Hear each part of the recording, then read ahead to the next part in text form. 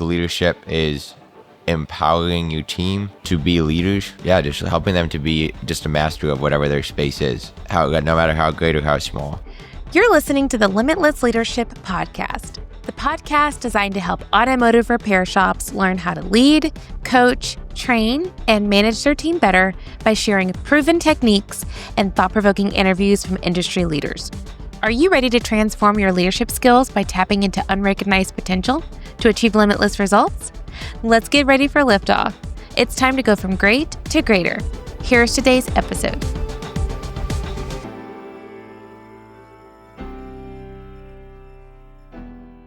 What happens when a leadership company dedicated to helping people tap into unrecognized potential collaborates with the leading cloud-based platform trusted by over 11,000 shops nationwide, a standard-setting level of training designed to help aspiring leaders achieve limitless results? Join Limitless Leadership in a collaborative training event sponsored by TechMetric on Friday, December 5th in Houston, Texas at TechMetric's office. If you want a team that's aligned, accountable, and fired up to win, this is the training that will transform the way you lead. Limitless Leadership dives into reshaping your mindset, clarifying your vision, and teaching you how to communicate, delegate, and execute at a higher level.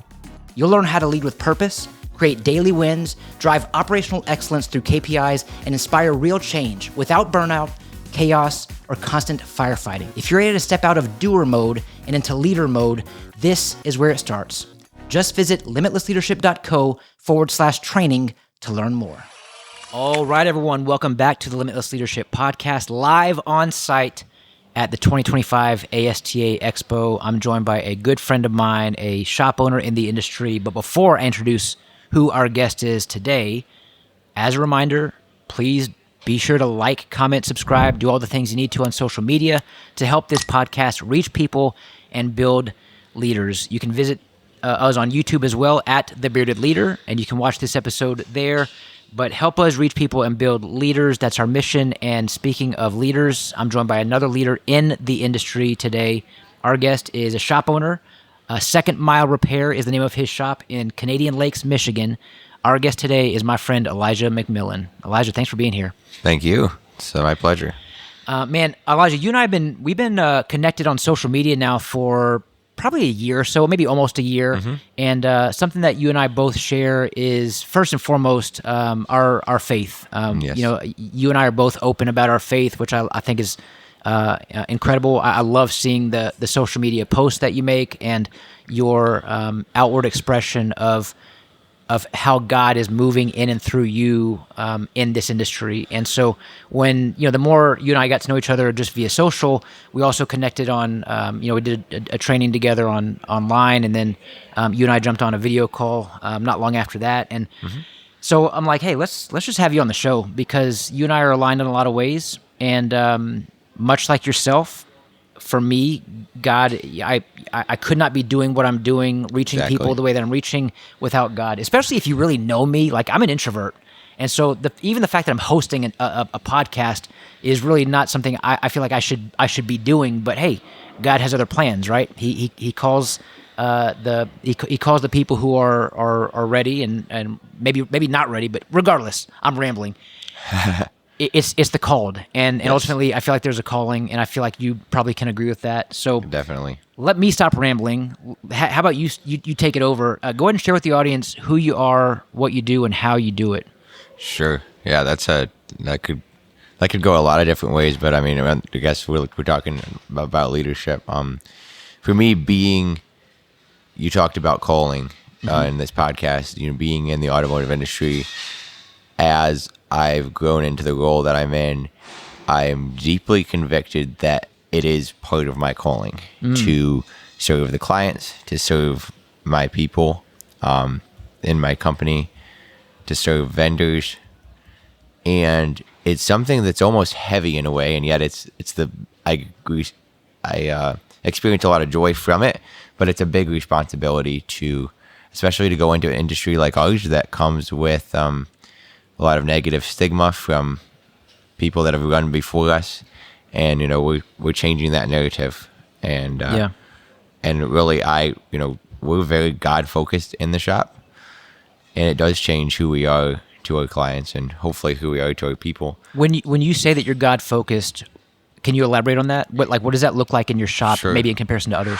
Hey folks, running an auto repair shop, it's tough. We know that. And between managing repairs, keeping customers happy, and handling front office tasks, there's never enough time in the day.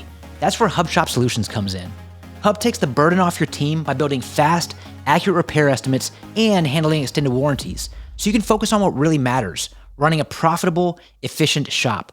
With Hub, you free up your team, you boost efficiency, and you increase profits. So sign up now and get free onboarding. Visit hubshopsolutions.com to schedule a demo today. Hub Shop Solutions. Unlock your shop's full potential. Sure. It affects the way that I relate to people for sure. But like as far as in the day to day, as we have a strategy meeting every morning, and we end that with prayer, and we talk to God about the cars coming in the shop, and we believe that if it's big enough to be in our minds, then God cares about it, and we see answered prayers almost on the daily. Yeah. In that, and it's so real. And I'd say it affects the way that we interact with each other in the shop, and it affects the way that we interact with clients. Because to me, I really believe that it is part of my mission to be an automotive repair. Like, it's one of my favorite songs ever, Christian contemporary songs. It says, it's the kind words, the simple smile, giving everything, going the extra mile. That's how you change the world. And that's what we're trying to do, is change the world. Yeah. And it's those simple smiles, kind words, and giving everything. Like, that's when I look at someone who's wanting a position with my shop. Like, I want to see if they're going to give everything. That's good. And not give, just doing work. It's just like be all in. Yeah. That's one of my life principles that I live by, is being all in, to a fault sometimes. Sure. Like, people think I'm a nut, but I just, like, the more that I live, it's like, this is who God made me to be. Yeah. Like, if today I'm supposed to be podcasting, I'm going to be all in. And, if tomorrow Sunday I'm traveling back, I'm going to be all in. It's just, it's a concept that I live by. I mean, not only do you live by it, I mean, I would assume that second mile repair is from exactly what you just talked about. You're going the extra mile. The way we do anything is the way we do everything. Yeah. And that means we're going to do everything with excellence. We're not going to settle. We're not going to tolerate. We're going to give our all, and we're going to give it. We're going to do it with excellence. Yes.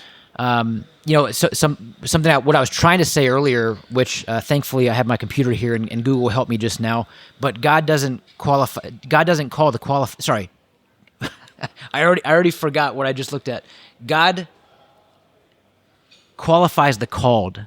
Yeah. He doesn't call the qualified, which means that you don't have to be a certain kind of person. Like, you don't have to be a specific.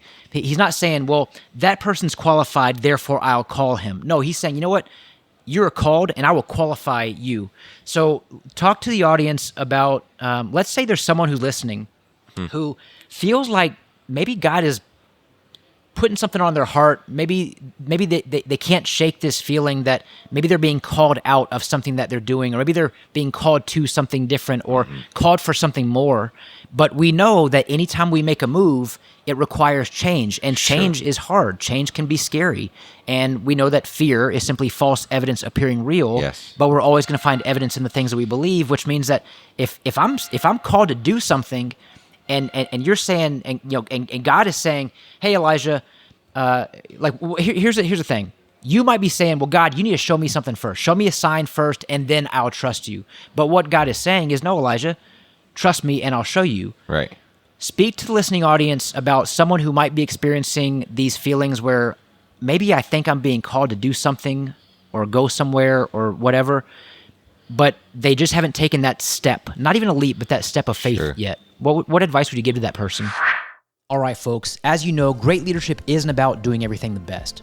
It's actually about having the right partners in your corner to build your shop's success. It's about putting the right team in place. It's about choosing the right vendors to make you a pro, making pro moves. And when I think about the pros, I think about shop marketing pros.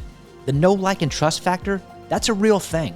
And Shop Marketing Pros understands that. That's why I want to recommend Shop Marketing Pros to become your marketing partner in your shop. They get to know, like, and trust you and your business to then help your audience get to know, like, and trust you too, and bring your shop to the next level. So when I talk about making pro moves, this is the kind of move I'm talking about. This is the kind of standard-setting partnership that's going to elevate your shop. So if you're ready to become a pro in your shop, visit shopmarketingpros.com and partner with the best.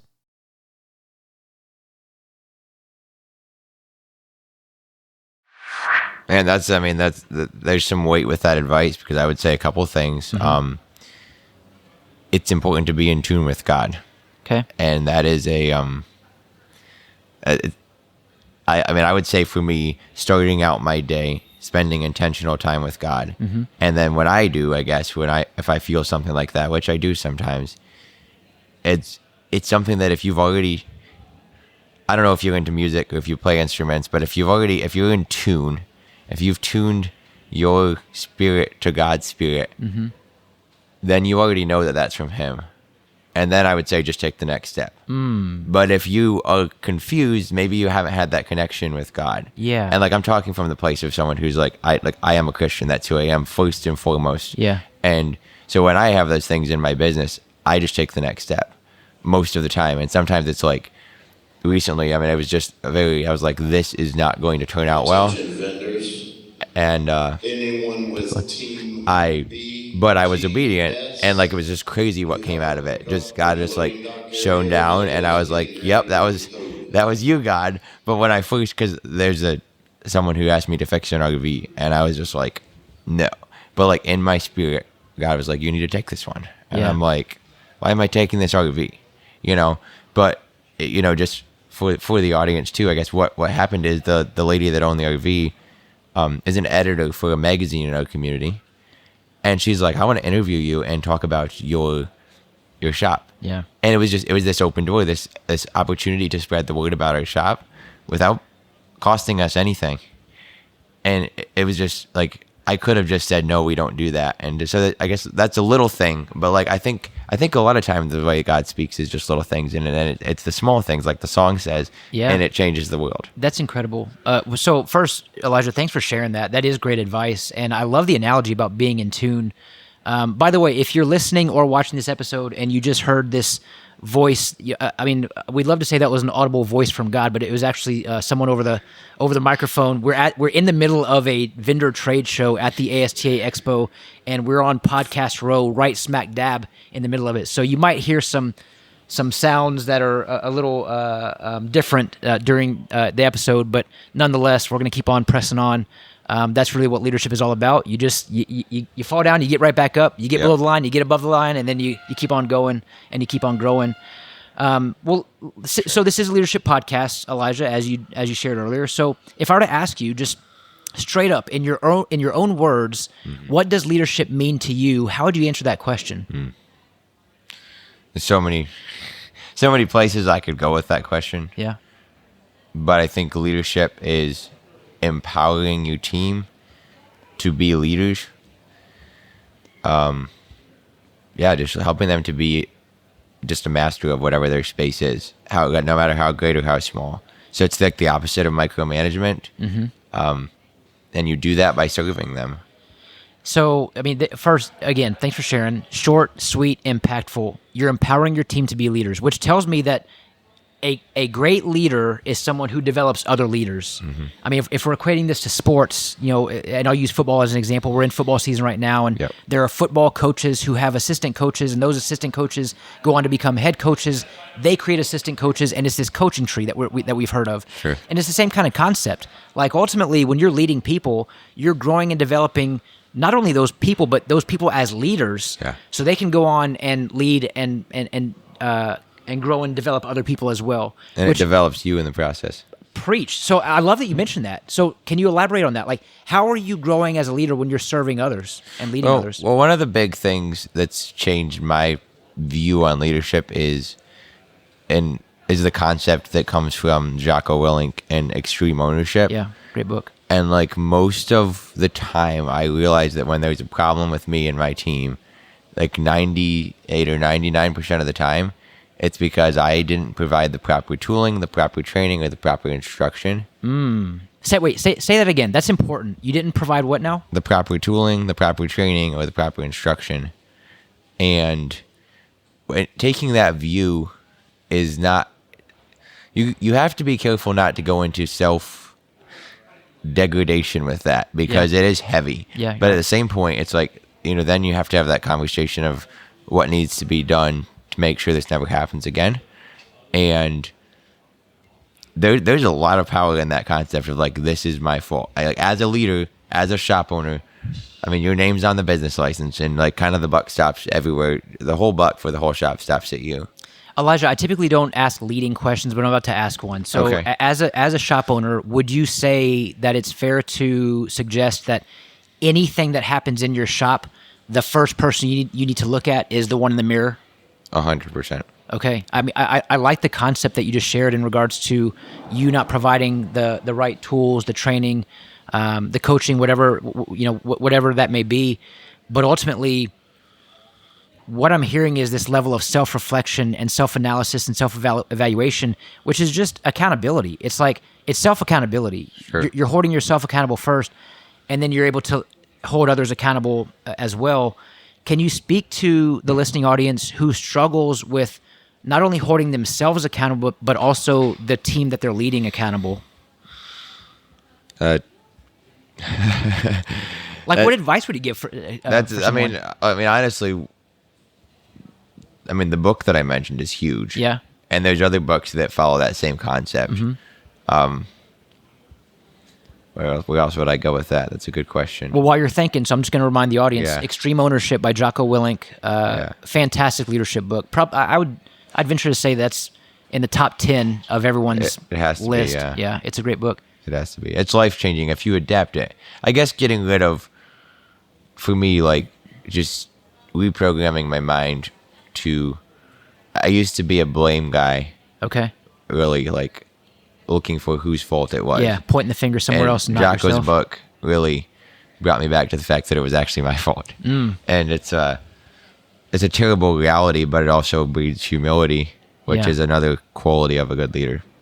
I could not agree more. Something that I share often on this podcast is the way that we connect with people, which I do believe in the power of connection. If you listen to this podcast before, you know how big I am on connection before content, on the people before the process, the people before the profits, the name before the job title. And we connect through authenticity, humility, which is what you just talked about, and vulnerability. So we Yes. connect through authenticity, humility, and vulnerability. Love it. Connection creates engagement, and engagement increases performance. Why is this important? Because 70% of employees are disengaged at work. Yes. Conversely speaking, 80% of people will tell you that they're fully engaged when they receive meaningful feedback at least once per week. Yes. Let me ask you, how are you engaging your team members to subsequently increase performance as a byproduct? You're not doing it for the increase in performance. It just happens to be a cherry on top. It's a byproduct of connecting with your team. Sure. I'm trying to learn that right now. Like, I'm kind of on a crash course with that, but it's funny that you mentioned that concept, because I'm also 2/3 of the way through The Truth About Employee Engagement Okay. by Patrick Lencioni, which is, it literally, you just gave a synopsis of what the whole book is about. Okay. Engagement and 70% of employees. And so that's something I'm trying to learn. But for me, finding I guess it also boils down to like how that person communicates, what their love language is. I know that sounds weird. No, hey, And as a leadership coach, I love the fact that you're bringing this up, because I talk about this in coaching. because like I honestly, with my technician, haven't been able totally to figure that out about him. But there is, if you keep looking for opportunities, there's opportunities to say, hey, that was really good, or hey, I like the way you did that diag, or hey, you mutilated the book time on that. And that, for a young technician who's new in the industry, is huge. 100%. So that's one thing. And then the other thing that we just started doing about a month ago, the end of every day almost, and I say almost because I'm not good at routine, but we're getting close to every day, is just like a 5-10 minute celebrating wins. Dude, come on. Love this. So that's something like we try, unless it was a really bad day. If it is, we will talk about the negative, but we still want to say, hey, what did we win? There's always wins. Even if everything hit the fan, like you can win with the fact that, hey, we're breathing oxygen today and God is still good. That's a win. Yeah. To be alive. So that has been huge change for us, because like even also occasionally I've missed that. I've had to leave the shop like a few minutes before we close. He locks it up, and I'll call him and say, "Hey, I know you're on the way home. Can we celebrate wins?" He's like, "Yeah," and then we just like, and he's like, "Well, I got such and such done, you know." And for someone who isn't, verbal communication is maybe not his first thing. This more positive way of looking at it is changing the paradigm for him and opening him up. That is so good. You know, I firmly believe that recognition is the biggest ROI in leadership. And I even have this 1-to-3 ratio rule where for every it's a 3-to-1 rule, which means for every time that you provide corrective action. No, my bad. It is 1-to-3. I mean, I'm running on low sleep, and all of a sudden this caffeine is finally hitting. But stay focused, Josh. All right, squirrel. Okay, here we go. So this 1-to-3 rule is when you're providing recognition for folks 3 times the amount that you're providing some kind of corrective action. So we're all, really as leaders, we're good at providing corrective action. Like, hey, I want Elijah, you need to do this better, do that better, do this better. But rarely are we providing recognition. Like, I'm good at identifying what you're doing wrong. How about if I start identifying what you're doing right? So for every 1 piece of corrective action that you provide someone, give them 3 pieces of recognition. So it's a 1-to-3 ratio. Yeah. Hopefully that's clear for everyone after I finally got it together. No, that's powerful. I actually just was in a leadership class yesterday, and one of the things that I picked up from that was, because I have a tendency to, I'm always improving myself, correcting myself, very hard on myself. So like if there's one thing wrong, my general first way of handling it is just like, hey, this is wrong. But what the speaker said yesterday is, hey, look for patterns, because like if it's one thing that's wrong and then you're like, okay, write it down, look for a pattern. If it's 6 months until that same thing goes wrong again, like you might not need to have a conversation about it. You know what I mean? That's strong. Yeah. And so it's like you said, reducing the, like I have to reduce the amount of correction because my natural is very it's just like, hey, this is just do it right already, like, you know, because that's who I am to myself. Like, well, and here's the thing, I'm glad you bring this up, Elijah, because for someone who you admit that you're someone who is like, look, I'm going to give it my all, and if I give it my all, you expect your team to give it their all as well. And if it's true when we say the way we do anything is the way we do everything, that means you have high standards. Yeah. Which, by the way, I'm going to encourage you to not shy away from. But this is why when anyone who has high standards, this makes it all the more important to make communication a very consistent topic in your shop. So when we talk about the 5 steps to effective communication, like if you're a client with Limitless Leadership, you know that we talk about the 5 steps to effective communication, where we, number 1, assume positive intent. Number 2, we seek first to understand, then be understood. Number 3, we fall in love with asking questions. Number 4, we listen. There's a difference between hearing and listening, and we listen empathetically. And number 5, we stay positive. And positive leadership is not naive leadership. Like we know there's going to be real challenges, real obstacles that we need to overcome. But as leaders, we're contagious. We can either infect or we can affect.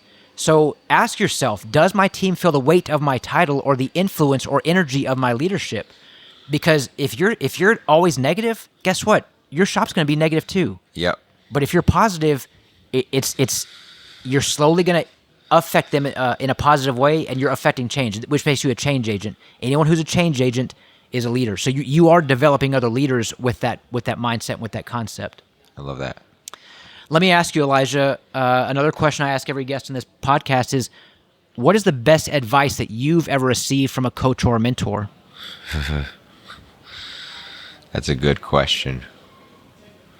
A very good question.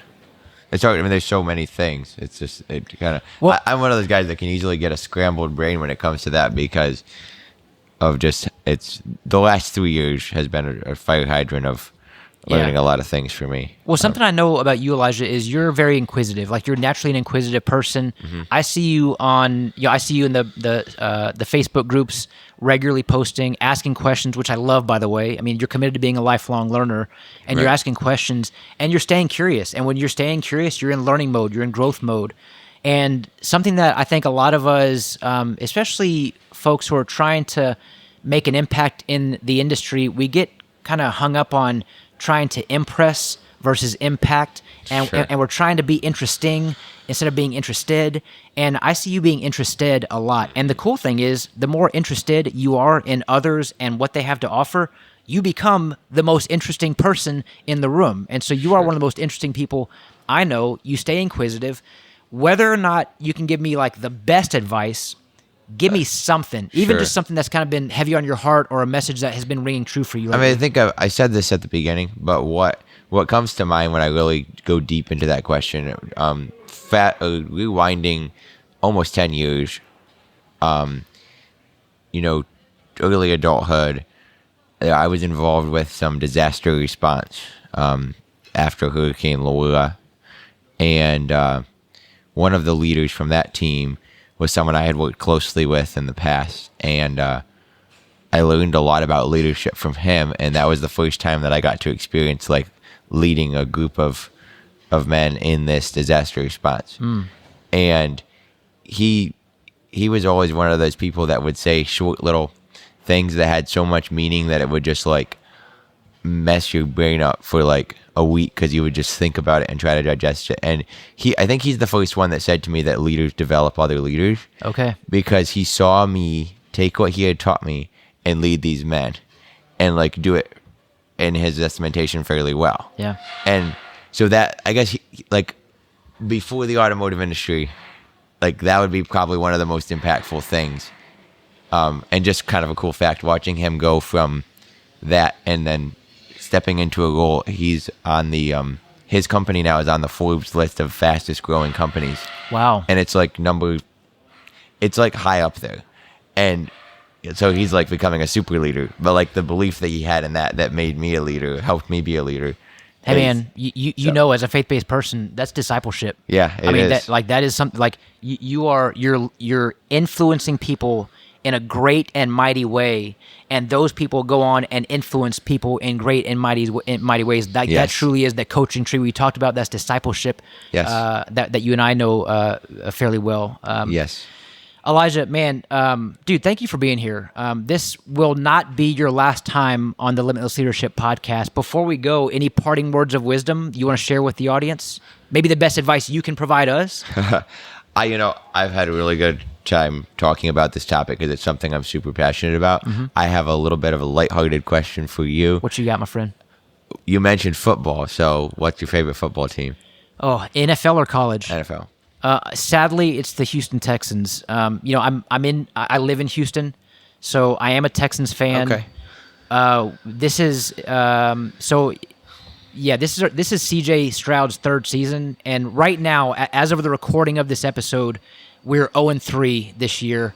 Hopefully, we are 3-3 by the time this airs. But I don't yeah. really watch their games, but I remember the one historic one last season where the Lions came back like 28 points in the second half. I think that was a Monday night game or Sunday night game. It was a night it game. was Sunday night. Yeah. Okay.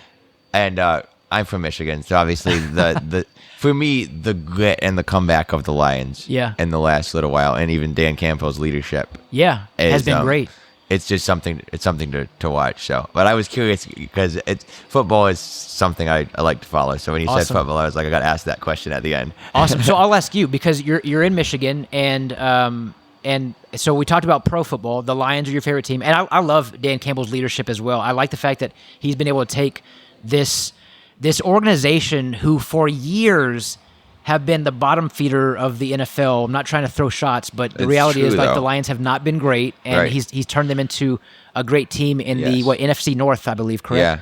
And so, but from a college perspective, is there University of Michigan? Is it Michigan State? Do you have are you a college guy? It's kind of funny because I don't know enough about it. Like Okay. it's just like we didn't grow up with sports at all, Okay. and then I just found for me like the NFL is something that it's just a hobby that I enjoy. Yeah. And so I don't know enough about college to answer Gotcha. that question. Okay. So Yeah, well, I know just from my years of watching both college and NFL, especially college football. Man, this Michigan-Ohio State rivalry in football is big. like one of the biggest rivalries in sports. Yeah. And so I feel like people from Michigan typically have an opinion. yeah, I know whenever I go to Ohio, people like, they're just not happy to see me. But Yeah. it's like it's an interesting rivalry. People take it very seriously. It sure is. It Yeah. sure is, and they sure do. Well, Elijah, man, thanks again for being here. Again, won't be your last time on Limitless Leadership Podcast. It's been a pleasure getting to see you and meet you in person. We've been following each other for a while, so it's been nice to catch up at the ASTA Expo this year. Yeah, I look forward to talking again in the future. Well, thank you for tuning in. As always, you know that we look to transform our leadership skills by tapping into unrecognized potential to achieve limitless results. So thanks again for tuning into the Limitless Leadership Podcast. Have a great day, everyone. Don't forget to smile today. Tell your loved ones how much they mean to you. I'm Josh Parnell, reminding you to keep leading well.